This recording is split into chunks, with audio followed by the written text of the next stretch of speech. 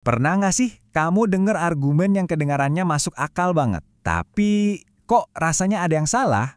Nah, hari ini kita bakal bongkar kode rahasia di balik kalimat jika maka, biar kita punya senjata logika yang ampuh dan nggak gampang terkecoh lagi.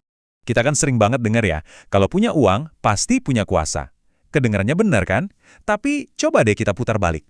Kalau punya kuasa, berarti pasti punya uang. Apa itu selalu benar? Nah, sentuhan kecil ini nunjukin betapa logika bisa jadi rumit. Yuk, kita bedah sama-sama. Oke, buat mecahin teka-teki tadi, kita harus balik dulu ke dasarnya. Kita perlu paham fondasi dari semua argumen ini, yaitu si kalimat jika maka itu sendiri. Bagian pertama, pernyataan jika maka. Ini nih fondasi kita. Anggap aja ini aturan main dasar dari permainan logika yang bakal kita mainin sekarang. Di dunia logika, struktur jika maka ini punya nama keren, implikasi. Sebenarnya simpel banget kok. Implikasi ini nyambungin antara sebab, yaitu bagian jikanya, dengan sebuah akibat, yaitu bagian makanya. Intinya, sebab mengarah ke akibat. Oke, mari kita coba jurus pertama kita dalam permainan logika ini. Namanya converse. Dan aturannya gampang banget. Kita balik posisinya. Aturannya bener-bener sesimpel ini. Yang tadinya sebab, sekarang jadi akibat. Dan yang tadinya akibat, sekarang jadi sebab. Kita cuma tukar tempat aja. Gampang kan? Coba lihat deh. Gampang banget kan baliknya? Jika punya uang, maka punya kuasa. Langsung jadi jika punya kuasa, maka punya uang. Pertanyaannya, meskipun gampang dibalik, apa artinya kalimat baru ini punya kebenaran yang sama dengan yang asli? Jawabannya, belum tentu. Coba kita lihat contoh lain ya. Kalimat aslinya, jika kamu kerja keras, maka kamu akan sukses. Converse-nya jadi, jika kamu sukses, maka kamu pasti kerja keras. Emang selalu gitu? Atau contoh lain, jika ada bug di program, programnya akan error. Converse-nya, jika programnya error, maka pasti ada bug. Nah, dari sini kita bisa lihat, converse itu nggak otomatis benar cuma karena kalimat aslinya benar. Oke, sekarang kita masuk ke jurus kedua, inverse.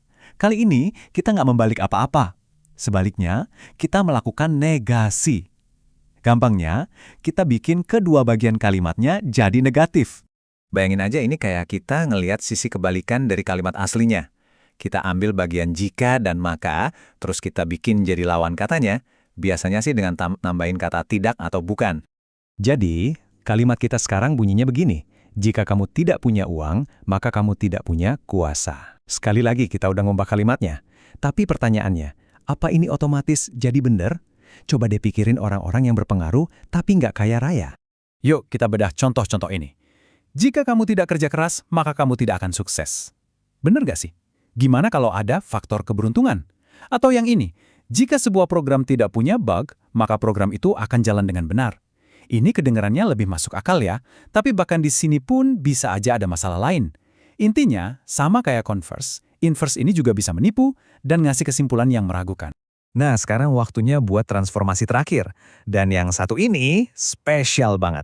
Dia ngegabungin dua jurus pertama kita jadi satu jurus pamungkas logika yang super kuat. Kontrapositif. Ini dia jurus combo kita. Jadi, kita membalik kalimatnya, persis kayak di converse, dan kita juga menegasikan kedua bagiannya, kayak di inverse. Jadi kita lakuin dua-duanya sekaligus. Coba deh perhatiin baik-baik gimana ini mengubah kalimat kita. Jika kamu tidak punya kuasa, maka kamu tidak punya uang. Mungkin kedengarannya agak ribet ya, tapi transformasi ini nyimpan sebuah rahasia logika yang, luar biasa kuat. Coba kita lihat contoh-contoh ini. Jika kamu tidak sukses, maka kamu tidak kerja keras. Atau, jika sebuah program berjalan dengan benar, maka program itu tidak punya bug. Gimana? Kerasa beda kan? Rasanya lebih kokoh, lebih bisa dipegang, bener nggak? Dan ini dia bagian paling pentingnya. Kontrapositif adalah satu-satunya dari 3 transformasi ini yang nilai kebenarannya selalu sama persis dengan kalimat aslinya. Kalau kalimat aslinya benar, kontrapositifnya pasti benar. Kalau aslinya salah, kontrapositifnya juga pasti salah. Ini adalah alat logika yang bisa kamu percaya 100%. Jadi, setelah kita pelajarin 3 jurus ini, converse, inverse, dan si jagoan kontrapositif, yuk kita rangkum semuanya biar jadi semacam buku panduan yang gampang diingat. Anggap aja ini contekan buat kamu, senjata logikamu buat mengubah dan menganalisis kalimat jika maka apapun yang kamu temuin nanti. Jadi, yang paling penting buat diingat itu 3 aksi ini. Converse itu intinya cuma dibalik, inverse itu dinegasikan, dan kontrapositif, si jurus andalan kita, itu melakukan keduanya, dibalik sekaligus dinegatifkan. Nah, dengan paham bedanya ini semua, kamu nggak cuma lagi ngapalin istilah, kamu lagi belajar gimana caranya misahin argumen yang kuat dari logika yang ngawur, sebuah keahlian yang penting banget di kehidupan sehari-hari. Dan itulah pembahasan kita. Sekarang kamu udah tahu aturannya. Coba deh, mulai sekarang perhatiin argumen-argumen di berita, iklan, atau bahkan di obrolan sehari-hari. Kamu bakal kaget deh betapa seringnya orang salah kaprah pakai converse dan inverse, seolah-olah itu pasti benar. Nah, sekarang giliran kamu. Di mana kamu sering lihat logika yang salah kaprah ini dipakai?